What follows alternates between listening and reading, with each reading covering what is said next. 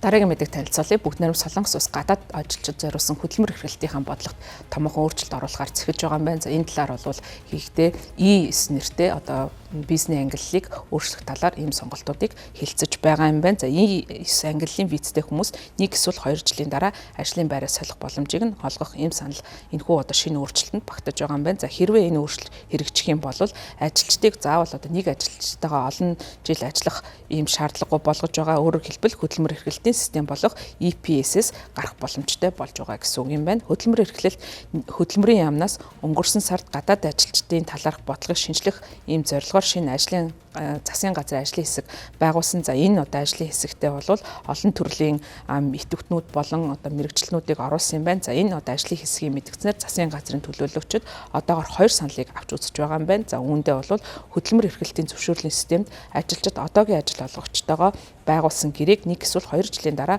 ажил олгогчоо дуусгахаар болгох юм боломжоор бол хангаж байгаа юм байна. За энэхүү E9 нэртэй визийн ангиллыг гол хэрэгэлдэг одоо гадаад ажилтнууд хөдөө аж ахуй, зах сануур, барилга болон үйлчилгээний салбарт тодорхой ажлын байр эрхэлдэг хүмүүс байдаг юм байна. За тэдний хувьд бол ажлын байраа солих нь ихээхэн хязгаарлагдмал нөхцөлд байдаг. За тухайлах юм бол бизнесийн үйл ажиллагаа зогссон эсвэл ажил олгогчийн зүгээс хөдөлмөрийн хууль тогтоомжийг ноцтой зөрчсөн тохиолдолд ажлын байраа солих эрхтэй байдаг бол харин одоо шинэ өөрчлөлийн дагуу 1-2 жилийн дараа шинэ одоо ажил олгогчтой хамтран ажиллах боломжоор нь ханхаар ажиллаж байгаа юм байна. За энд бол ихэвчлэн орон нутагт ажиллах хүчийг татах зорилгоор энэхүү E9 ангиллын визийг гол төлөв ашигладаг юм байна. За мөн жижиг дунд хэмжээний фермерүүд хүнд нөхцөлд харьцангуй бага цалинтай ажилладаг хүмүүс нь энэ E9 ангиллын визээр ажилладаг болох нь одоогийн байдлаар харагдаж байгаа. Бүгд найрамд Солонгос улсад 300 гаруй мянган гадны ажилтан ийм визээр ажил эрхэлж байгаа юм байна. За энэхүү хязгаарлалтыг цуцлах нь E9 бизнес эзэмшигчид болон тэднийг дэмжигчдийн гол шаардлага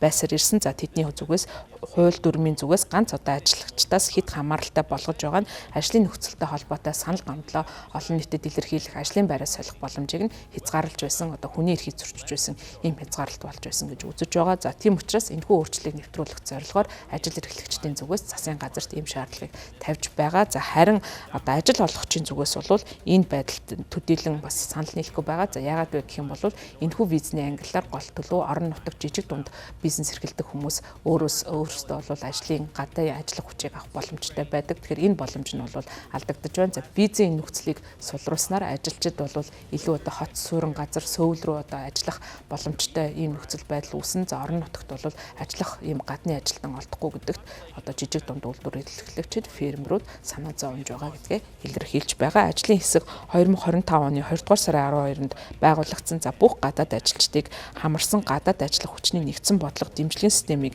бий болгож байгаа. Одоогоор 4 уулзалт болж байгаа. Дахин 6 уулзалт хийхээр төлөвлөж байгаа юм байна. Хуралдаанд оролцогчдын одоо хүмүүсийн мэдэгдэж байгаагаар ажлын хэсэг 3 дугаар сарын сүүлэхэд шинэ одоо дүрм журмыг батлах замын зургийг гаргахаар төлөвлөж байгаа юм байна.